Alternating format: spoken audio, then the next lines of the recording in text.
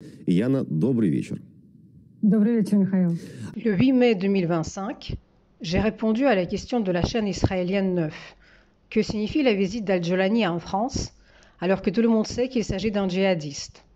Il faut d'abord commencer par le parcours d'Al-Jolani, de son vrai nom, Ahmed Ashara.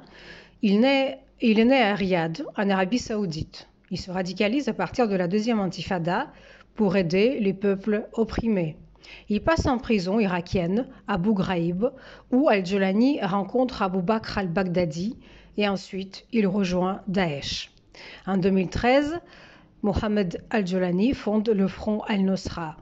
Par la suite, il s'éloigne d'Al-Qaïda pour des raisons tactiques et fonde Hayat Tahrir al-Sham, organisation de libération du Levant.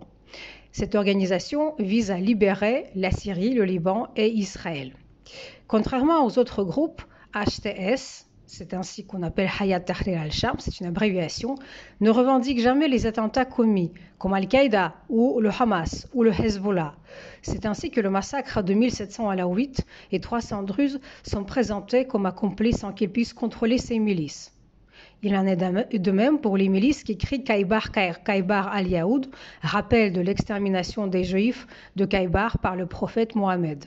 Il dit qu'il n'est pas au courant. Ahmed Ashara est consulté par une agence de communication britannique subventionnée par le Qatar pour créer l'image d'un islamiste modéré. Pour cette raison, il multiplie les rencontres avec des journalistes étrangers depuis sa prise du pouvoir. Les spécialistes considèrent qu'Al-Jolani pratique la taqiyya, c'est-à-dire le camouflage adressé au monde occidental, et que sous sa gouvernance, la Syrie peut soit s'islamiser complètement, soit se fragmenter complètement, comme aujourd'hui c'est le cas du Liban. Pour comprendre cette invitation, il est utile de se souvenir de la politique française en Syrie depuis le temps du mandat. Depuis le démantèlement de l'Empire ottoman, la France s'efforce de maintenir une certaine influence en Syrie, ancien territoire sous mandat. Néanmoins, sa politique vis-à-vis de ce pays demeure marquée par l'inconstance.